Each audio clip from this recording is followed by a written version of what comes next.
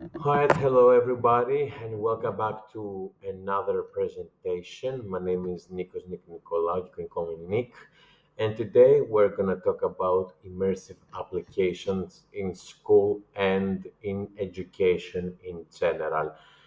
This has to do with some of them, some of the applications that we're going to see, some examples of those applications that we're going to see in the next slides. Here's a picture of a student drawing one of the applications using VR with Oculus. So let's start with the overview. So we're gonna see six different slides or six different pages of this presentation. We're gonna start with the introduction on all about education apps and something that we need to see and to know about the educational applications. We're gonna see the education applications in general, some examples of some apps that we're gonna see they are paid or free for the students or the audience in general. We're gonna see some examples. I forgot to say about the benefits. We're going to see the benefits of this application in school, the examples of these applications, the conclusion, and the references. We're going to see the two last pages or slides for this presentation. So let's start with the introduction, all about the educational app. So what's this? What does this mean? What's the application, the technological application in school? It means that the school uses some of technological stuff and not only books or pens or notebooks. They can use the technology with with screens or with any other enjoyment for the children to learn easier stuff. We're gonna see them in the future in detail. About the educational lab, we're starting with the first one, which is being really enjoyable for the students that make them really happy and make them learn more easy. That was in second. It's easier to learn from for this application. It's because it's the children nowadays love technology so much, so it's pretty easy to learn about this. The lesson that they are learning right now or in the future, so it's easier to learn for them. uh, they can use it for collaborate for with other students. It's really good. It's positive for students to learn to talk to other people and communicate better in the future. That's why it's usable for student collaborations.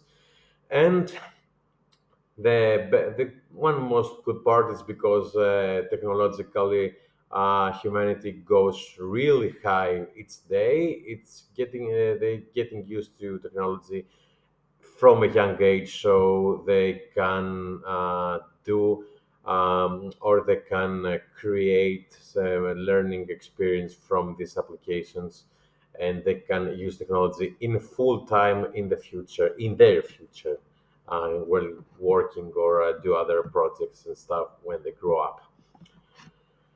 So, educational application, you can see I added one of the projects that I created with my lab, the Advanced Virtual School. That's why I added it on the examples of educational applications. So we have a list of five different applications. It's some of them. There are lots of more applications in the internet you can find. You can search it on Google. So let's start with Nearpod, which is a free application with free trial, and you have to pay that through the time so you can use this. We have Advanced Virtual School, the application we created with Lab. It's free. You can actually go now and start using it for free. You can also Immersive is one other application. It's free for some period of time and you have to pay it. And apart from Advanced Virtual School, we have CBC VR and SESQ VR, which both all of them are free and not payable. So you don't have to pay for these applications. It's completely free to use for educational purposes, or not only for educational purposes, or for fun also. So, what are the benefits in school about these applications? We have four different parts of the benefits that you can use these apps on. So first of all, it makes the audience like it a lot. So the audience in this situation is are the students. So you can engage the audience for this from this, make this lesson or teaching really interesting. It creates them, they create it on their mind, or because they're really young age, they think imaginary really fast because of their young age. Because from the cartoons that we can see, you can create an imaginary cartoon or a friend. So they created imagination images on their mind, so it makes them feel free to imagine and to learn more in their mind. uh, so another benefit is really easy to understand and to make them clearly about the lesson. If they don't understand some parts while holding a book, it's really easier for them to learn using these applications. And last but not least, they decrease the stress or anxiety. For example, you can use this application during the exams because the exams are really stressful when you're holding a pen and a notebook when you're writing this. But if you use the application on an exam, you can make it really enjoyable and helpful for the student, not to be stressful. You can use it on any other type of exam if you would like to for the student. So let's go for to the examples of the applications in school. So where would we use, for example, these applications in immersive storytelling? As we said in the previous presentations, it's really helpful, especially teachers can use this technology on storytelling to make the students help to make the students participate also in this lesson pretty easier. So you can use it through technology. It's one part for them to make and help them using the technology more easier. As we said, the educational applications, example of uh, educational app or usable on school, and the collaboration, as we said before, inside the app. So it's actually pretty easy for students to communicate each other and help each other out on this application and communicate easier for the future. And the conclusion, we can see here some of them from the previous slides. So what did we show today in this presentation? In conclusion, these educational applications on school are really usable and easy to use from students, so they can collaborate each other and help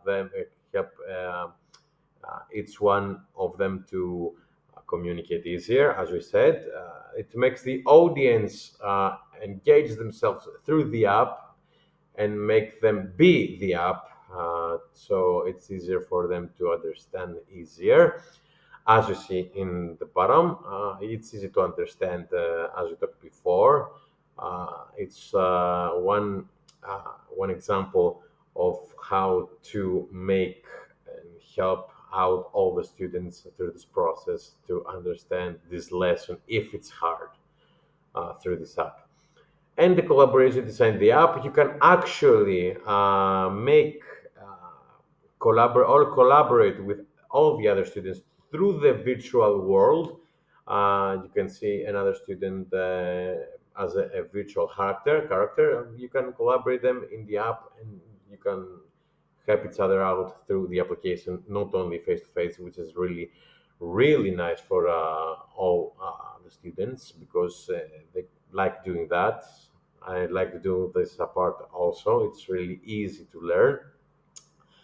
And yes, this is some of the conclusion slides that we saw today. And last but not least, the references that we use that I told you on other presentations as well that I'm using are really new references. The older one is here from 2021, and the newest is from 2023. It's last year because uh, that's how because the technology keeps growing and growing. You have to find the new references for some presentations and some applications if you want to continue and continue studying to learn more stuff. So these are the two references: the immersive technology in the public school classrooms. Excuse me. When a class meets, and we have the writers. Also, in the second, the use of emerging technologies in school, a review of artificial intelligence in immersive technologies in STEM education and other type of applications. So that was it. That was the presentation. Thank you so much for this. Thank you actually for listening to this presentation as well. I hope you enjoyed, and I will see you in another presentation. As always, thank you so much, and I will see you next time. Goodbye.